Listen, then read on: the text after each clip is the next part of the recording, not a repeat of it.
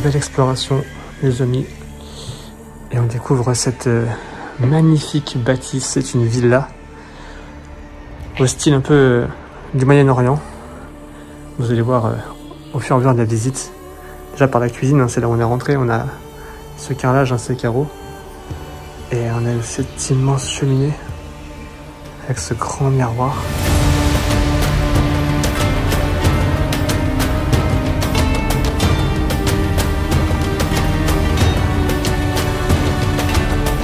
Vous voyez que c'est quand même bien défoncé. Hein.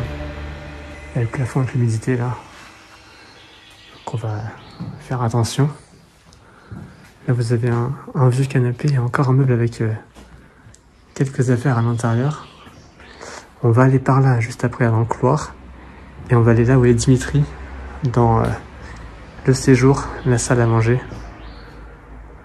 Vous allez voir, elle est magnifique.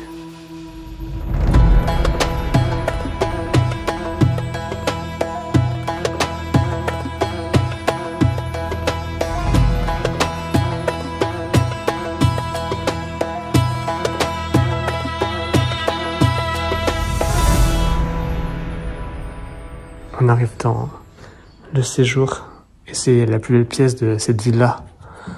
Tout d'abord parce qu'il y a la fontaine en plein milieu. Vous voyez hein, le style un peu Moyen-Orient, on le voit sur les carreaux, sur le mobilier, aussi sur l'architecture avec la porte en face, les fenêtres.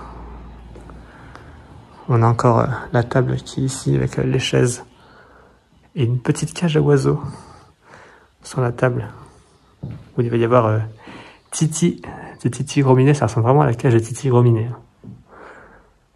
La grande baie vitrée. Et vous avez aussi des petites chaises d'appoint qui sont juste ici avec la fleur dessus. Et des cadres magnifiques. J'adore vraiment, hein, cette pièce, elle est très très belle. C'est la plus belle pièce hein, de cette villa de toute façon. Vous voyez avec le meuble juste ici, encore quelques affaires dans les tiroirs. On va pas fouiller non plus. Hein. Il y en a quelques bouquins aussi qui restent présents ici, avec un vieux ventilateur. Et autre chose qui est très très beau dans cette pièce, hop, regardez ça, c'est magnifique. La voûte, le dôme, avec toutes ces couleurs et ces carreaux où le soleil passe à travers, c'est très très joli, j'adore. Très très bel endroit. Bon, vraiment, cette salle est très jolie. Alors on fait attention aux marches, hein. Vous voyez que le plancher est par endroits bien défoncé, notamment dans la pièce d'à côté ici. Hein. Vous voyez que le sol est totalement arraché. Même les murs et la toiture, elles ont été abîmées par le temps. Malheureusement, c'est triste de laisser un tel endroit à l'abandon. Ça devait être certainement peut-être un salon, on le voit avec la cheminée qui est au fond de la pièce ici. On n'a pas plus d'infos sur cette pièce, mais à mon avis, c'était un salon. On va aller faire un tour dans les autres pièces, notamment eh bien, de l'autre côté de cette porte, où on a un couloir, certainement des chambres et le sanitaire.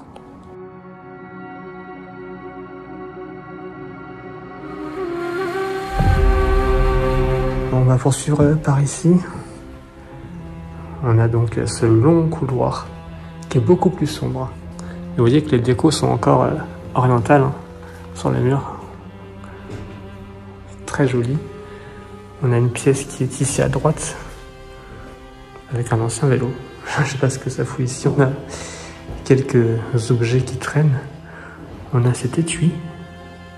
Ça ressemble à un étui pour mettre un sabre. Je sais pas si c'est ça, dites-moi en commentaire. On a quelques images de la reine Elisabeth. Et on a par ici une autre pièce toute blanche. Celle-ci, ça dénote totalement avec le reste de la pièce, de l'habitation. Avec encore une cage à oiseaux qui est là. Voilà, donc il n'y a pas grand-chose d'intéressant à voir hein, dans cette pièce-là. On va continuer dans le couloir. On a par ici plein de bazar.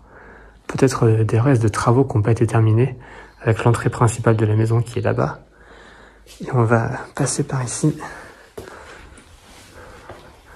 avec certainement une ancienne salle de bain, pareil, hein, tout en vrac.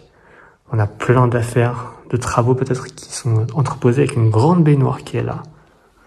C'est pas hyper intéressant. Là, juste à gauche, on vient dans la salle qui est défoncée, je vous ai montré tout à l'heure.